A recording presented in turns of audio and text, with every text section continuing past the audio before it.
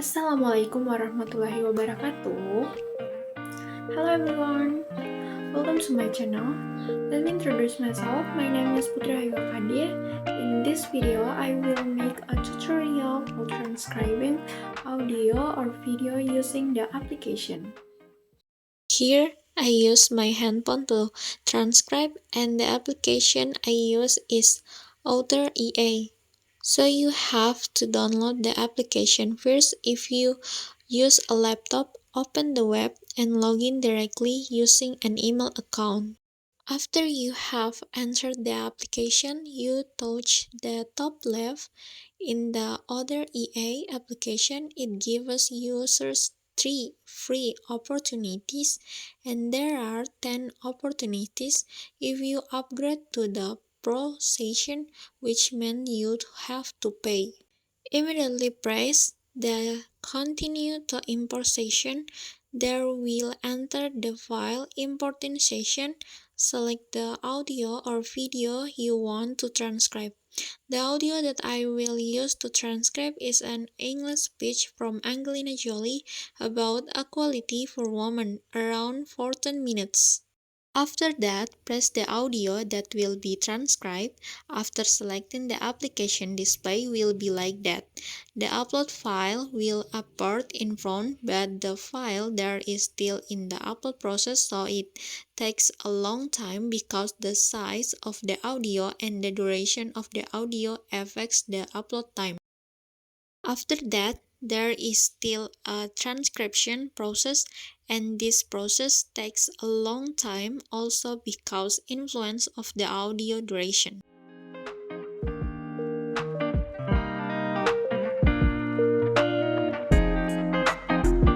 After completing the transcribing process, a display will appear like this. You can see the results of the transcribed text from the first minute to the last minute. The audio I used was around 14 minutes, and the results of the transcript text were very large.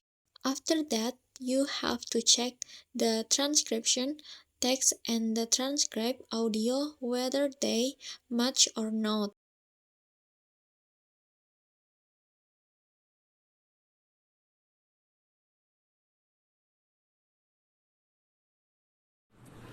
Hello. Undersecretary General, Foreign and Defense Ministers, Your Excellencies, ladies and gentlemen. This is the third UN Defense Peacekeeping Ministerial I have attended, but the first on my home soil. I'm very proud to speak here as an American. I'm a patriot. I love my country, and I want to see it thrive. I also believe in an America that is part of an international community. Countries working together on equal footing is how we reduce the risk of conflict. It is how we avoid the need to send men and women of our militaries to fight and sacrifice overseas. The UN was set up for that purpose, as a way of resolving differences peacefully, supporting each other's prosperity, and extending universal rights and freedoms. It is in all of our interests for the UN to be made effective, brought closer to the lives of citizens, and not ever misused. At a deeper level, a country that believes that all men and women are born free and equal cannot be true to itself if it doesn't defend those principles for all people, wherever they live, regardless their circumstances and no matter how desperate their struggle.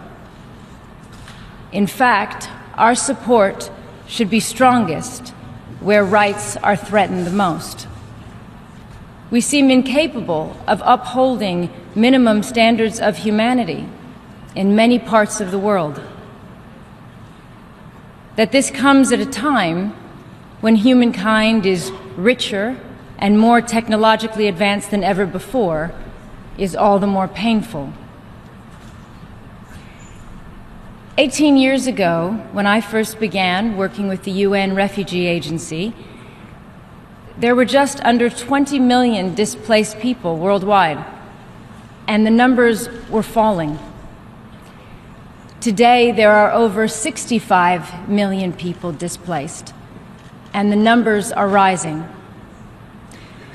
More countries are experiencing some form of violent conflict today than any time in the last 30 years. UN peacekeepers now comprise of the second largest group of forces deployed overseas and are often required to serve where there is little or no peace to be kept. Against this backdrop, it is easy to dismiss our institutions as flawed or ineffective. My hope, instead, is that young people, in particular, feel inspired to join the effort to improve them, to join the men and women in the arena, to paraphrase President Roosevelt, who strive and are striving to do deeds and whose faces are marred by dust and sweat and blood. In that regard, I want to express my respect for men and women who serve as peacekeepers, and for those who have been killed and injured. The protection of civilians is the primary responsibility of governments. When UN peacekeepers are deployed, it is usually where a government is unable or unwilling to protect civilian life. Those United Nations missions often represent the last and only hope for millions of people facing daily threats to their safety and their basic rights. The need for peacekeeping troops to have the best possible training and equipment and the highest standards of personal conduct becomes obvious when measured against that weighty responsibility.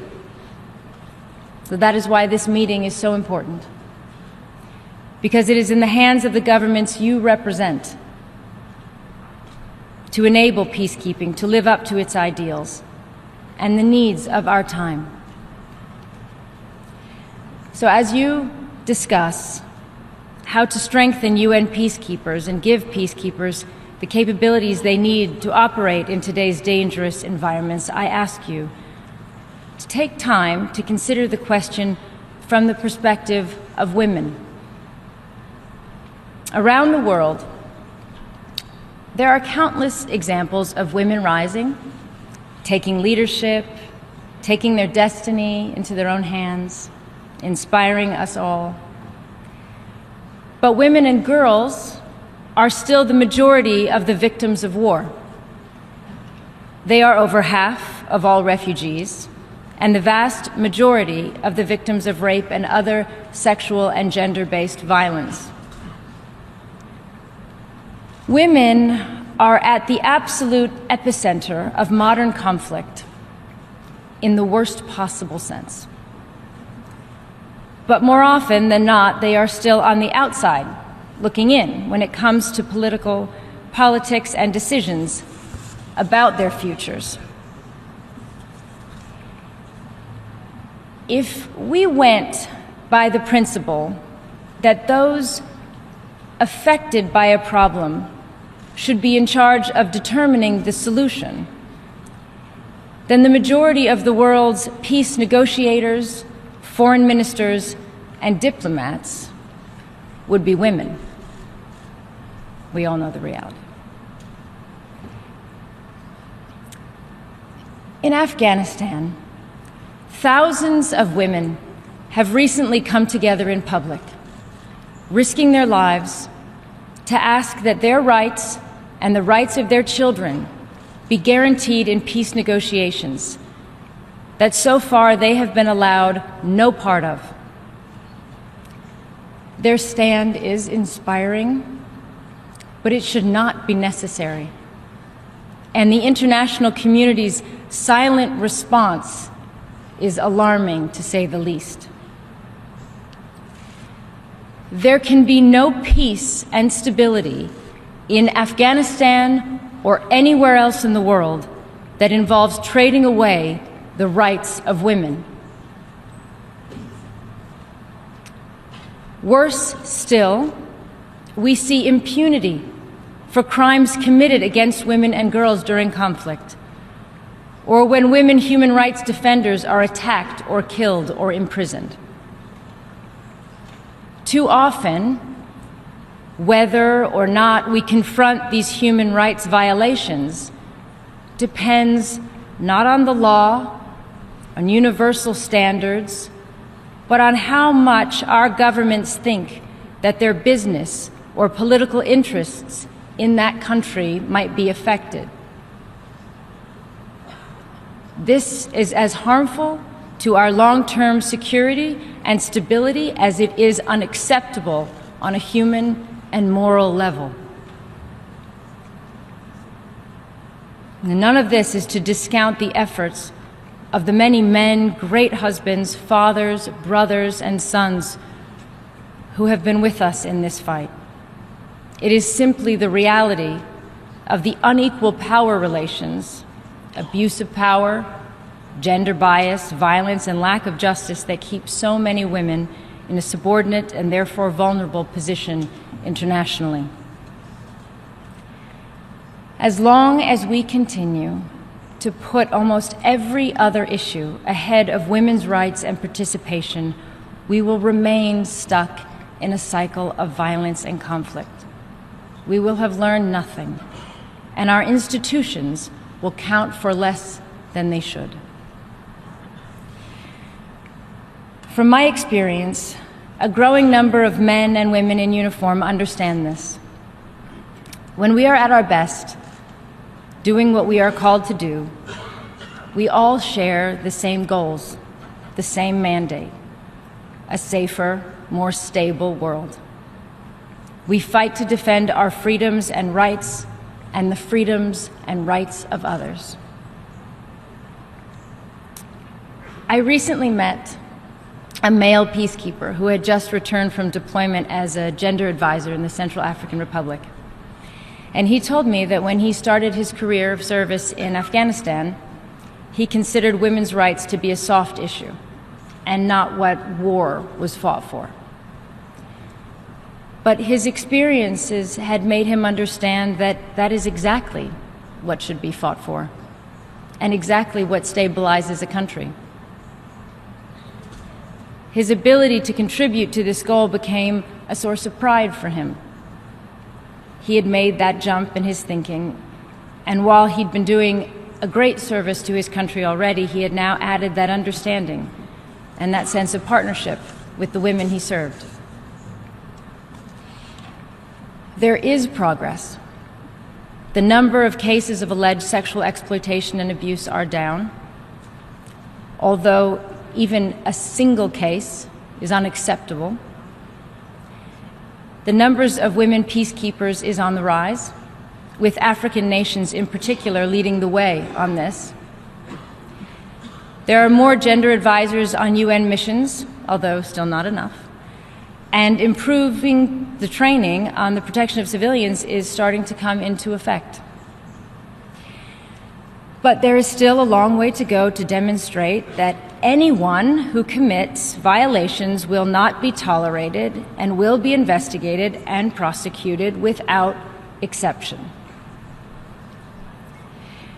There is still much more to do to increase the number of women in the ranks of peacekeeping missions. And having met some formidable female peacekeepers this morning, I think that this change cannot come soon enough for the effectiveness and impact of peacekeeping missions. And of course, we cannot call for more women to serve without making it safe and viable for them to do so, including ensuring that they themselves are not vulnerable to sexual harassment or abuse. New actions by your governments in all these areas can make a huge difference, but they, I believe, must be accompanied by commitments to ensure that women's representation in peace negotiations, to be consistent in the defense of women's rights in all places, and to address the deep-seated societal reasons for inequality and violence against women. And above all, we need to understand that women themselves are protectors, as mothers and peacekeepers and human rights defenders. Women are already contributing to peace in theaters of war across the world without recognition or glory, because it comes naturally to them, it's important to them. And think of how much more we could achieve with women's equal participation in all aspects of society. Not at the expense of men, but alongside men, because we are all partners in this life.